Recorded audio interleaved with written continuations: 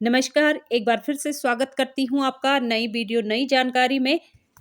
Jade plant को grow करने के लिए हमें कुछ बातों को समझ लेना है जिससे कि हमारा प्लांट बहुत अच्छे से चलता रहता है, चाहे विंटर हो या समर। आपकी छोटी सी लापरवाही प्लांट को खराब कर सकती है। सर्दियों के मौसम में इस प्लांट की ग्रोथ थोड़ा स्लो होती है, लेकिन अगर हम ध्यान इसका रखते हैं तो ये ग्रोथ करता रहता है। ना तो इसकी पत्तियां पीली होती हैं, ना झड़ती हैं। और जैसे ही फरवरी का महीना आएगा, इस प्लांट की ग्रोथ जो है वो फास्ट हो जाएगी। तो देखिए, आजकल जो मौसम है उस मौसम में आप आसानी से इसकी कटिंग लगा सकते हैं और बहुत सारे प्लांट्स तैयार कर सकते हैं। ये कटिंग्स मैंने 15 दिन पहले लगाई थी, तो देखते हैं इसमें कितनी रूटिंग हुई है। तो आप देख सकते हैं, तो अभी भी आप कटिंग लगाइए, बहुत अच्छे से ग्रो हो जाएगी। यहाँ पे भी मैंने एक कटिंग लगाई है, तो देखते हैं इसमें कितनी रूटिंग हुई है। तो इसी तरह से आप बहुत सारे प्लांट्स तैयार कर सकते हैं कटिंग से। छोटी छोटी बातों का आप ध्यान रखते हैं तो किसी भी सीजन में इस प्लांट को ग्रो करना मुश्किल नहीं है। अब बात आती है कि अगर विंटर सीजन में आप इतना सा प्लांट नर्सरी से लेके आ जाते हैं या आपने कटिंग से तैयार किया है, तो अब इसे लगाने में हमें कौन सी सावधानी रखनी है जिससे कि ये प्लांट 100% ग्रो होगा और अच्छी ग्रोथ इसमें होगी। सबसे पहली बात, पौधे को रिपोर्ट करने के लिए जब भी आप गमले का चुनाव करें तो हमेशा प्लांट की ग्रोथ के हिसाब से ही आप गमला लें। जैसे कि ये छोटा सा प्लांट है तो इसके लिए मैंने 4 इंच का गमला लिया है। इससे छोटे गमले में भी आप इसे लगाते हैं तो ये बहुत अच्छे से ग्रोथ करेगा।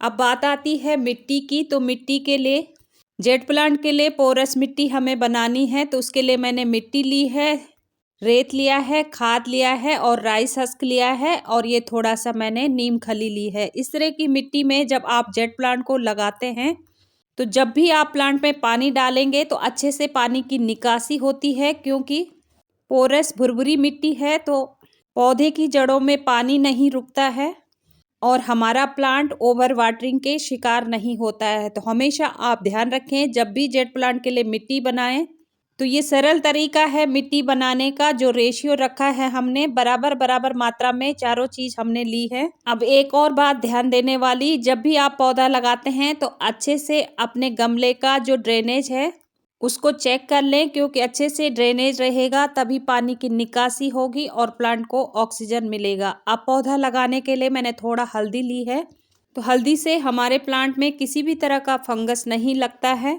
एंटीबैक्टीरियल प्रॉपर्टीज हल्दी में पाई जाती हैं और पौधे की ग्रोथ में भी ये बहुत मदद करता है। तो सर्दियों के मौसम में ये पौधे को सुरक्षित रखने में बहुत मदद करता है।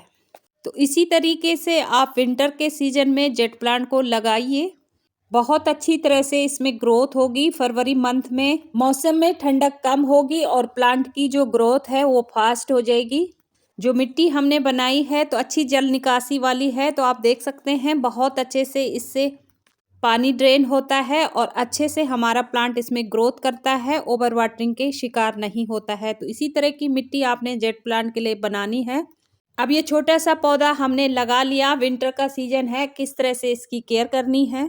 तो अभी 2-3 दिन के लिए आप सेमी शेड में इसे रखिए, उसके बाद 3 से 4 घंटे की धूप जहाँ पे इसे मिल सके ऐसी जगह आप शिफ्ट कर लीजिए। अब अगली बात जो आपने विंटर सीजन में ध्यान रखनी है, पौधे को आपने सनलाइट देनी है, साथ ही साथ आपने रात को जो ओस पड़ेगी, पाला जिसे कहते हैं, उससे भी अपने प्लांट को बचाना है। क्योंकि तो पौधों के लिए ऐसी जगह निश्चित करें जहाँ पे अच्छी सनलाइट तो इसे मिले, साथ ही हम इसे पाला पड़ने से और फॉग से बचा सकें। चाहे आप किसी छज्जे के नीचे इसे रख लीजिए या बड़े प्लांट हैं तो उनके बीच में आप रख के 2 महीने पौधे को ठंड से आपने बचाना है।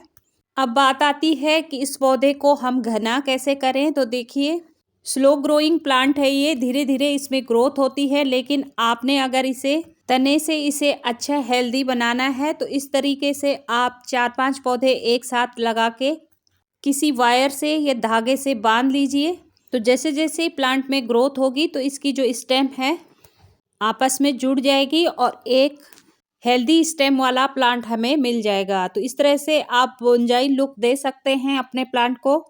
तो मेरे पास कई सारी कटिंग से ये पौधे तैयार हुए थे, तो मैंने इसी तरह से इनको लगाया है।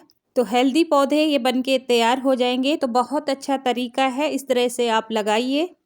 जब कोई बोनजाई या इसकी टोपियारी तैयार करते हैं तो ये बहुत बड़ी आर्ट है, हमें इसका नॉलेज नहीं है। तो इस तरह से हम पौधे को शेप देने के लिए ये लकड़ी की सहायता से मैंने पिरामिड के शेप में ढालने की कोशिश की है। तो जैसे जैसे प्लांट में ग्रोथ होगी तो ये पूरा कवर हो जाएगा और बहुत ही अच्छा लुक हमारे प्लांट को इससे मिलेगा। तो देखिए दोस्तों, इजी टू ग्रो प्लांट है ये। बहुत सारे प्लांट्स आप इसके तैयार कीजिए, तरह तरह की शेप में ढालिए। एक बार आप प्लांट की केयर करना सीख जाते हैं तो हमेशा ये पौधा आपके पास बना रहेगा। अब बात आती है, विंटर सीजन है तो प्लांट को कौन सी हम खाद दें जिससे प्लांट में अच्छी ग्रोथ हो। तो देखिए, छोटा सा ये प्लांट है, इसे हमें अगर खाद देनी है तो आपने हल्की सी गुड़ाई इसकी करनी है और कोई भी नाइट्रोजन युक्त खाद आप अपने प्लांट को दे सकते हैं।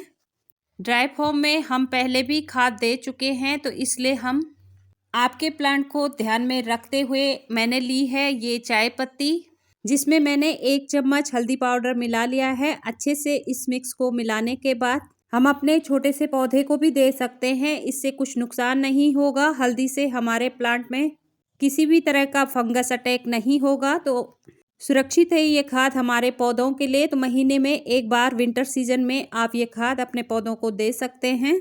ज़्यादा खाद आपने अपने प्लांट को अभी नहीं देनी है, इससे प्लांट खराब हो सकता है। तो ये 2 चम्मच फ्रेश चाय पत्ती में मैंने 1 चम्मच हल्दी पाउडर मिक्स किया है। इस खाद को अपने पौधे को अगर हम विंटर सीजन में देते हैं तो हमारे प्लांट में अच्छी ग्रोथ होती रहती है और कोई भी नुकसान हमारे प्लांट को नहीं होता है।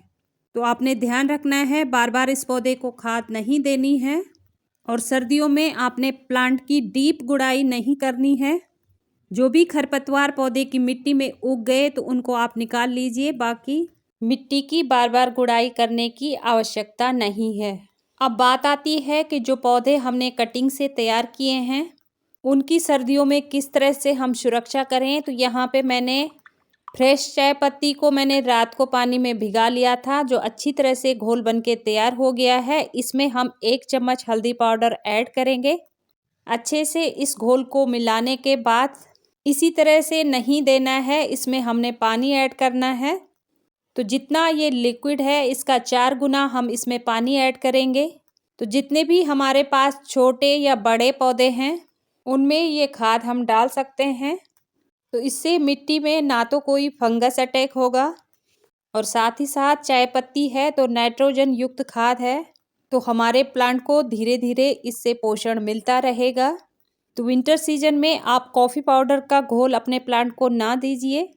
कॉफ़ी पाउडर में नाइट्रोजन की मात्रा अधिक होती है, जिससे कि नाइट्रोजन की अधिकता से मिट्टी अम्लीय हो जाती है, जिससे हमारे पौधे को विंटर सीजन में नुकसान हो सकता है। तो इस बात का आप ज़रूर ध्यान रखें।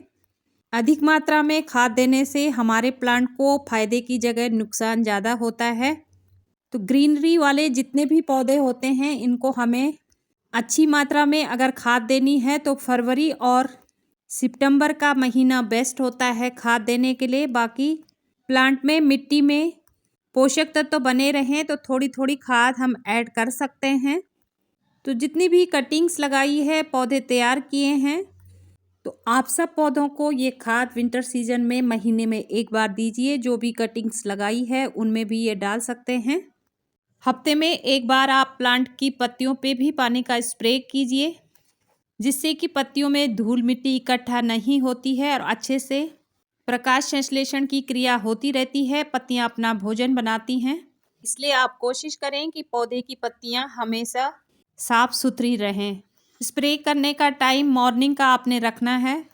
पौधों को खाद देने का सही समय धूप आने से पहले या शाम को आप खाद दे सकते हैं, तो अच्छे से हमारे प्लांट में खाद का असर होता है।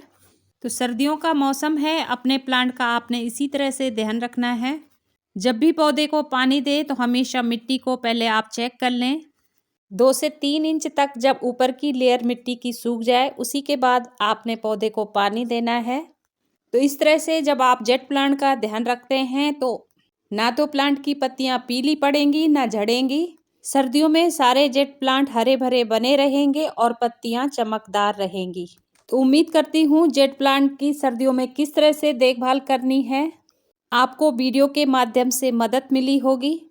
अगर वीडियो आपके लिए थोड़ी सी भी हेल्पफुल है तो प्लीज़ लाइक करें, अपने दोस्तों के साथ वीडियो को शेयर करें और मेरे साथ जुड़े रहने के लिए चैनल को सब्सक्राइब जरूर कर लें। तो आज के टॉपिक में इतना ही, मिलते हैं अगली जानकारी के साथ। तब तक के लिए thank you so much. Happy gardening.